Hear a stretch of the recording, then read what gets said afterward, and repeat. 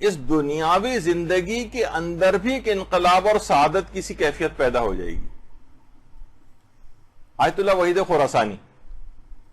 آج ان کی بہت سی باتیں امام زمانہ کے لحاظ سے بیان ہوں گی.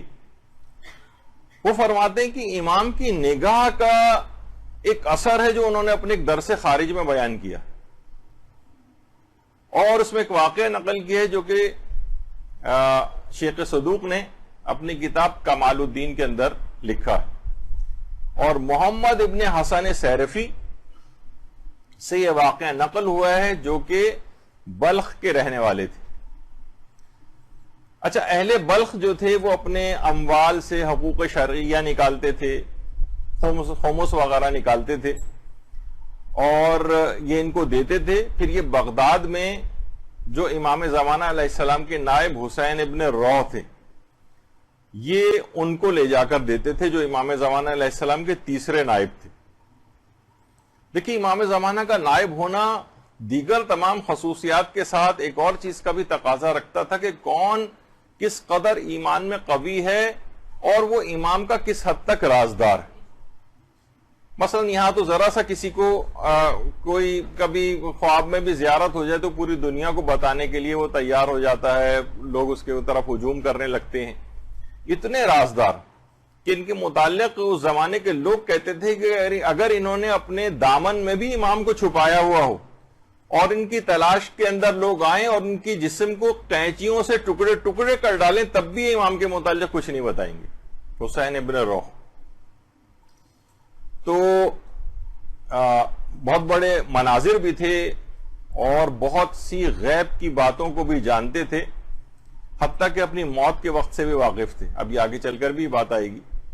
تو آیت اللہ وحید خراسانی فرماتے ہیں کہاں بلخ اور کہاں بغداد. بلخ کے رہنے والے تھے، اور بغداد جو وہاں حسین ابن روح وہاں پر تھے.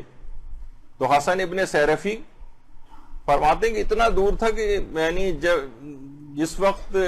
ایران میں تہران سے صرف مشہد اگر انسان سواری کے اوپر جائے تو 2 مہینے لگتے تھے.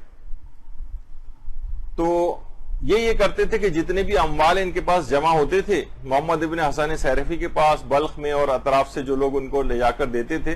تو اب بھی جس طریقے سے ہوتا ہے کہ اگر اماؤنٹ مثلا کسی جگہ کی کرنسی ڈی ویلیو ہے کچھ ہے اور کسی جگہ پہنچانا ہے تو اس کو ڈالر میں چینج کیا جاتا ہے، پاؤنڈز میں چینج کر کے جو ہے وہ مرجع کے آفس تک بھجوایا جاتا ہے تاکہ ان کی ذرا مقدار بھی کم ہو جائے، یعنی کمیت میں ذرا کم ہو جائیں وہ. تو انہوں نے اپنے تمام اموال کو سونے اور چاندی کے سکوں کے سانچوں میں ڈھلوایا اور سفر کے لیے تیار ہو گئے. اور مدت تک سفر کرتے کرتے سرخس کا ایک علاقہ ہے جو کہ ایران اور ترکمانستان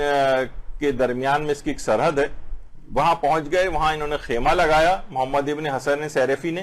اور زمین پر بیٹھ کر وہ سونے اور چاندی کے سکے جو انہوں نے امام تک پہنچانے تھے ان کو بیٹھ کر گننے لگے. اچھا، اس زمانے میں ریت کے اوپر بیٹھے ہوئے تھے، ایک سکہ کہیں ریت کے اندر ہی کسی جگہ پر گم ہو گیا، چاندی کا سکہ تھا. اچھا، یہ تھے ایک امین شخص.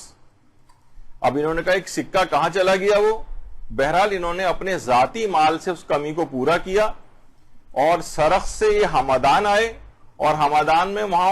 اس مال کو چاندی کے اندر سانچے میں ڈھلوایا اور پھر اس کا سکہ بنوایا دوبارہ، اور پھر ہمدان سے ہوتے ہوئے یہ بغداد پہنچ گئے.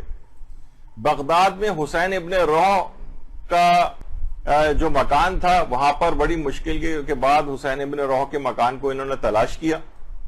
بہرحال ان کا گھر مل گیا، اور تمام سونے اور چاندی کے وہ سکے، آیت اللہ وحید خراسانی واقعہ سنا رہے ہیں، تمام سونے اور چاندی کے وہ سکے ان کی جو تھیلیاں تھیں وہ حسین ابن روح کے سامنے رکھی. حسین ابن روح فرماتے ہیں کہ حسین ابن روح کون ہیں؟ یہ وہی ہیں جنہیں امام زمانہ علیہ السلام کی سانسیں نصیب ہوئی ہیں.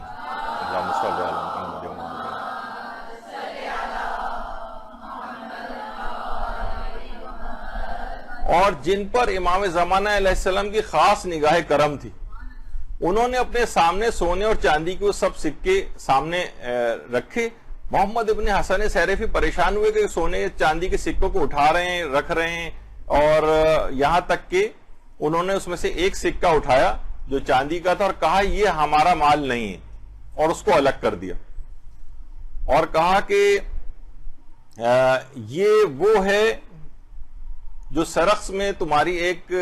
سونے کا سکہ کم ہو گیا تھا اور تم نے یہ سوچتے ہوئے کہیں ہم مال میں خیانت نہ ہو جائے، ہمدان پہنچ کر اپنے ذاتی مال سے اس میں ایک اور سکہ بنوا کے اس کے اندر رکھا ہے، یہ تمہارا مال ہے، یہ ہمارا مال نہیں ہے، اب تم واپس سرخس جاؤ اور وہاں پر جس جگہ پہ تم نے پہلے خیمہ لگایا تھا اسی جگہ پر خیمہ دوبارہ لگانا، اور وہاں تم تلاش کرنا، وہ چاندی کا سکہ تمہیں دوبارہ مل جائے گا۔ پھر اگلے سال جب تم بغداد آؤ دوبارہ اموال لے کر تو اس چاندی کے سکے کو دوبارہ پھر یہاں لے کر آنا، اور جب تم آئندہ سال آؤ گے تو میں تم کو یہاں پر مجھے زندہ نہیں پاؤ گے، اور اس مال کو تم ہمارے بعد میں آنے والے نائب کے سپرد کر دینا۔ اب آیت اللہ وحید خراسانی فرماتے ہیں کہ یہ وہ ہستی ہے جنہیں امام زمانہ علیہ السلام کی پاکیزہ سانسیں نصیب ہوئی ہیں، اور امام کی نظر کرم نے ان کو اس عظیم مقام تک پہنچا دیا کہ وہ ماضی کو بھی دیکھ رہے ہیں اور مستقبل کو بھی دیکھ رہے ہیں۔ یعنی بغداد میں ہونے کے باوجود بلخ اور سرخس بھی ان کی نگاہوں کے سامنے ہیں، اور ہمدان بھی گویا ان کے قبضہ قدرت میں۔ جب ان کے نوکروں اور غلاموں کی یہ کیفیت ہے تو سوچئے کہ امام زمانہ علیہ السلام کی عظمت کیا ہوگی۔ اللہم صلی علی محمد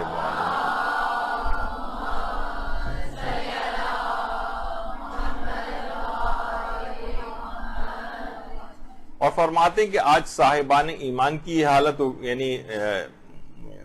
علماء بیان فرماتے ہیں کہ صاحبان ایمان کی آج یہ حالت ہو گئی ہے کہ گویا ایک لحاظ سے بہت سے وہابیت سے بڑے متاثر نظر آ رہے ہیں، یہاں تک کہ آئمہ کے معجزات کا انکار کر رہے ہیں، آئمہ کی ولایت تکوینی کا انکار کر رہے ہیں، اور